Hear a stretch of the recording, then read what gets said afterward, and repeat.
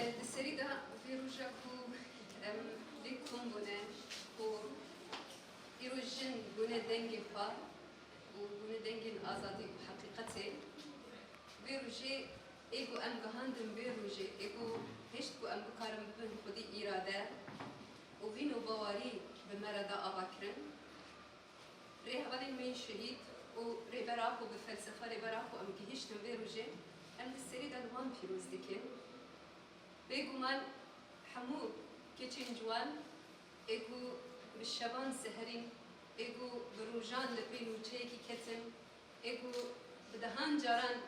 strêsa êşa zehmetî kişandin ku bikarin bibin dengê rastî yê heqîqeta jin û hûn dengê jinên rojava û şûreşa jin dan afrandin em li van hevalan jî pîroz dikin ketkarên ragihandinê êgo îroj bûn deng û wê bibin deng û hîn dengê xwe jî bilindtir bikin.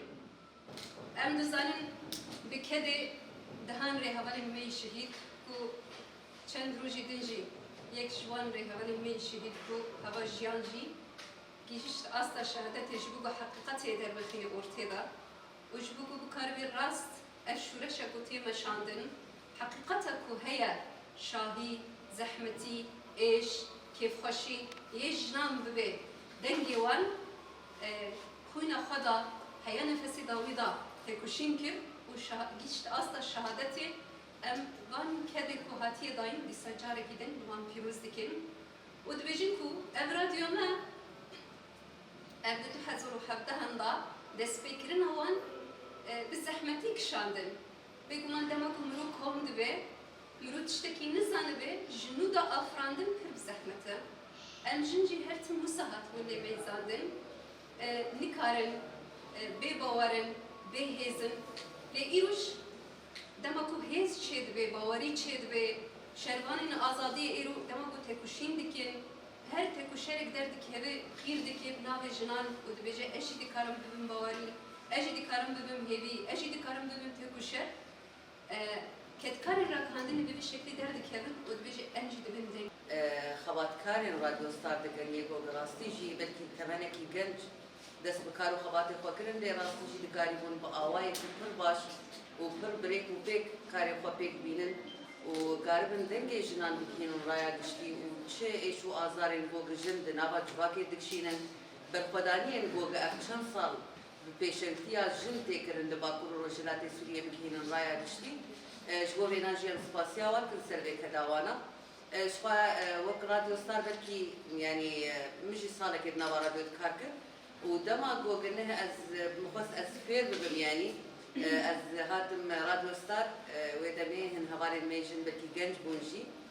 wana ez perwerde kirim û ji bo wêna jî ez spasiya wana dikim ser kedawana ji xwe hevalî lav nepêdekî hevalek dijî hebû ew jî min perwerde kirin çawa ez karibim dîsa bibim pêşkêşvana radyo ez bi temenê xwe baş ji wana mestir bûm lê rastî jî ewana romê gog genc bûn jî dikarîbûn kar û xebatekî pir baş bidin meşandin perwerdeyek pir baş bidin ji bo wêna jî ez her bi berdewam Radyo Star wek dibistanek xwe dibînim û her bi berdewam jî wê çavê me li Radyo Star be radya gog rastî jî dikare vê mîrasê radyoyê gog dest pê kir biparêze heta roja îro û bi vî awayî jî karibe hîna zêdetir kar û xebatekî hîna baştir bidin meşandin îro em dixwena kesiyara derbas dibin bi Bakur û Rojhilatê Sûrî û her wiha Sûrî tevahî em çawa karibin dengê van jinan bigihînin ser asta Sûrî û dengê jinên Sûriya em bigihînin ji bo raya giştî bêguman kar û xebatek jêr pêwîst e ji bo wêna jî baweriya me heye bi îrada jin baweriya me heye bi ragihandina jin bi dengê jin gogê êdî dikarin kar û xebatekî pir baş bidin meşandin ez naxwazim zêde dirêj bikim carek din em pîroz dikin vê salvegera nehemîniya damezrandina Radyo Star û em hêvîdarin goge ev kar û xebatê heyî pîroz her û her berdewam bike her û her serkeftî be goge em jî serkeftina xwe wekû jin di nav vê xebatî dibibînin û bêguman em hemû şehîdên qada çapemeniya azad ji vê boneyê jî bibîrtînin û gelek spas bû. حافظ أمل آخری مؤاخذه نکن یا راستی دیسا دوباره سالگرد رادیو گناه سال خود تمام دکر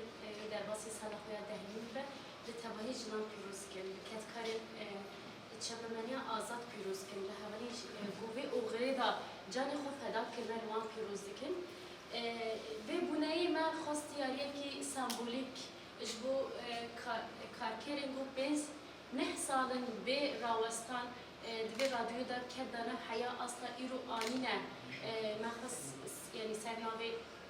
یه رجع دیاری بدنوانا سبب اساسی یعنی از